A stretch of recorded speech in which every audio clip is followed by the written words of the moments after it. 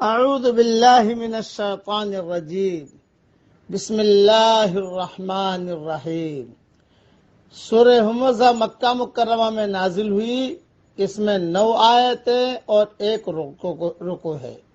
نازل ہونے کے اعتبار سے 32ویں نمبر پر ہے، لیکن تلاوت کے اعتبار سے 104 نمبر پر ہے اور سورہ قیامہ کے بعد نازل ہوئی ہے۔ وَيْلٌ لِكُلِّ ہُمَزَةٍ لُمَزَةٍ، بڑی خرابی ہے ہر ایسے شخص کی جو عیب ٹٹولنے والا، غیبت کرنے والا ہو۔ الَّذِي جَمَعَ مَالًا وَعَدَّدَهُ، جو مال جمع کرتا جائے اور گنتا جائے۔ يَحْسَبُ أَنَّ مَالَهُ أَخْلَدَهُ، وہ سمجھتا ہے کہ اس کا مال اسے ہمیشہ زندہ رکھے گا۔ كَلَّا لَيُنبَذَنَّ فِي الْحُطَمَةِ، ہرگز نہیں، یہ تو ضرور توڑ پھوڑ کر دینے والی آگ میں پھینک دیا جائے گا۔ وَمَا أَدْرَاكَ مَا الْحُطَمَةُ، آپ کو کیا معلوم کہ توڑ پھوڑ دینے والی آگ کیا ہوگی؟ نار اللہ الموقدہ، وہ اللہ کی سلگائی ہوئی آگ ہوگی۔ التی تطلع علی الافئدہ، جو دلوں پر چڑھتی چلی جائے گی۔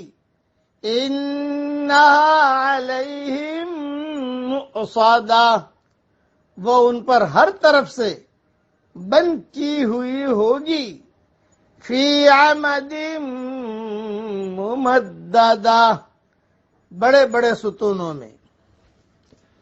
مختصر تشریح سن لیجئے، یہ جو کہا گیا کہ آگ دلوں پر چڑھتی چلی جائے گی، یعنی اس کی حرارت دلوں تک پہنچ جائے گی۔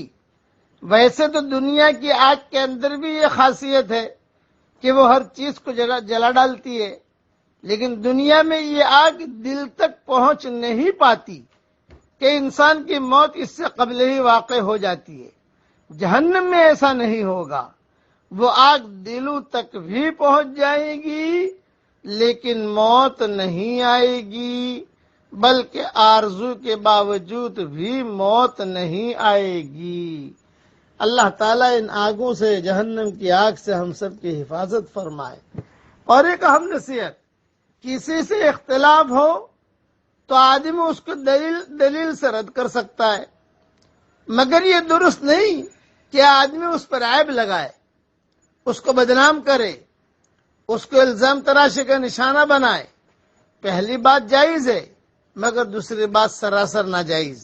جو لوگ ایسا کرتے ہیں وہ اس لیے ایسا کرتے ہیں کہ وہ دیکھتے ہیں کہ ان کی دنیاوی حیثیت محفوظ اور مستحکم ہے۔ وہ سمجھتے ہیں کہ دوسرے شخص پر بے بنیاد الزام لگانے سے ان کا اپنا کچھ بگڑنے والا نہیں، مگر یہ صرف نادانی ہے۔ حقیقت یہ ہے کہ ایسا کرنا آگ کے گھڑے میں چھلانگ لگانا ہے، ایسا آگ کا گھڑا جس سے نکلنے کی کوئی سبیل ان کے لیے نہ ہوگی۔ اس لیے غیبت سے بھی بچیے، لوگوں پر عیب لگانے سے بھی بچیے، اور ٹوہ میں بھی لگنے سے بچیے، کسی کے ٹوہ میں بھی نہ لگیے۔ ٹوہ میں رہنا یہ نفاق کی نشانی ہے۔